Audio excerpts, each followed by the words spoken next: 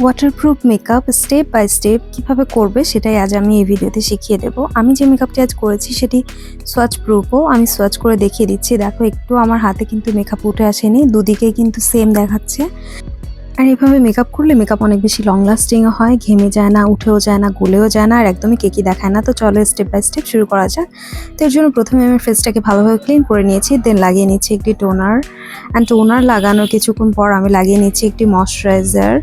ময়শ্চারাইজারটি absorb হয়ে যাওয়ার পর আমি লাগিয়ে নিচ্ছি একটি প্রাইমার, ওয়াটার বেসড প্রাইমার। অবশ্যই প্রত্যেকটা প্রোডাক্ট কিন্তু তোমাদের স্কিন টাইপ অনুযায়ী ইউজ করবে। অ্যান্ড প্রত্যেকটা প্রোডাক্ট লাগানোর পর কিছু টাইম অপেক্ষা করে পরবর্তী স্টেপটা করবে, এতে করে প্রত্যেকটি প্রোডাক্ট ফেসে খুবই ভালোভাবে অ্যাবসর্ব হয়ে যায়। তো দেন আমি লাগিয়ে নিচ্ছি ফাউন্ডেশন। অ্যান্ড ফাউন্ডেশনটি আমি বিউটি ব্লেন্ডার দিয়ে খুবই ভালোভাবে ব্লেন্ড করে নিচ্ছি। আমি যে ফাউন্ডেশনটি লাগাচ্ছি এটি একটি full coverage foundation and waterproof foundation. Foundation blend করা শেষে আমি লাগিয়ে নিচ্ছি লিকুইড ব্লাশন। ব্লাশনটি হচ্ছে আমি আঙুলের সাহায্যে স্লোলি ব্লেন্ড করে নেব।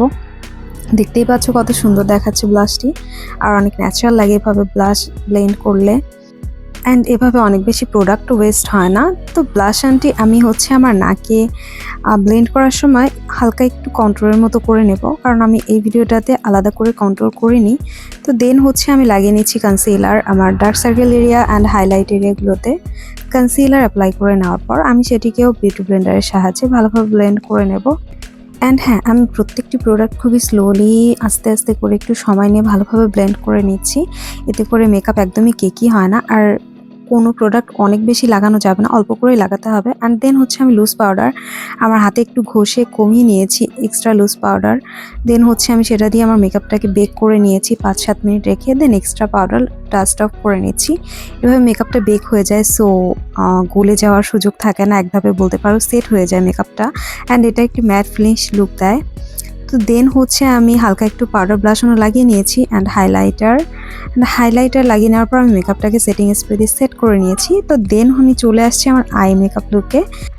তো প্রথমেই হচ্ছে আমি আমার আইব্রাউসটা ড্র করে নিয়েছি পেন্সিল দিয়ে, অ্যান্ড সেটাকে স্পুলের সাহায্যে ভালোভাবে ব্রাশ করে নিচ্ছি। অ্যান্ড ব্রাশ করার শেষে আমি আমার আইলিডের ওপরে লাগিয়ে নিচ্ছি কাজলটিকে আমি আঙুলের সাহায্যে স্মাচ করে নিচ্ছি। স্মাচ করার শেষে আমি মেরুন কালারের একটি আইশ্যাডো দিয়ে কাজলটিকে ভালোভাবে ব্লেন্ড করে নিয়েছি একটু স্মোকি লুকের জন্য। আমি লোয়ার আইসেও সেমভাবে কাজল লাগিয়ে সেম আইশ্যাডো দিয়ে ব্লেন্ড করেছি। দেন লাগিয়ে নিচ্ছি মাস্কারা। অ্যান্ড দেন হচ্ছে আমি আমার লিপসটা ড্র করে নিচ্ছি একটি লিপ লাইনার দিয়ে। লিপটা প্রপারলি ড্র করা শেষে আমি লাগিয়ে নিব মিডল এরিয়াতে লিপস্টিক। অ্যান্ড লিপস্টিক লাগানোর পর এটা হচ্ছে আমার ফাইনাল লুক। তোমরা দেখতে পাচ্ছ কত সুন্দর গ্লেসি লুকটা। তো আমার এই মেকআপ টিউটোরিয়ালস ভিডিও যদি তোমাদের একটু ভালো লেগে থাকে অ্যান্ড যদি একটু হেল্পফুল হয় তো অবশ্যই চ্যানেলটিতে লাইক কমেন্ট শেয়ার করে রেখো। আর যদি চ্যানেলটিতে নতুন হয়ে থাকো তো অবশ্যই চ্যানেলটি সাবস্ক্রাইব করে রেখো। অ্যান্ড আমার চ্যানেলে আমি অনেক বিগিনার্সদের জন্য মেকআপ টিউটোরিয়ালস আপলোড করে রেখেছি, তোমরা যদি চাও সেগুলো দেখে আসতে পারো। তো ভালো থেকো সবাই, বাই বাই।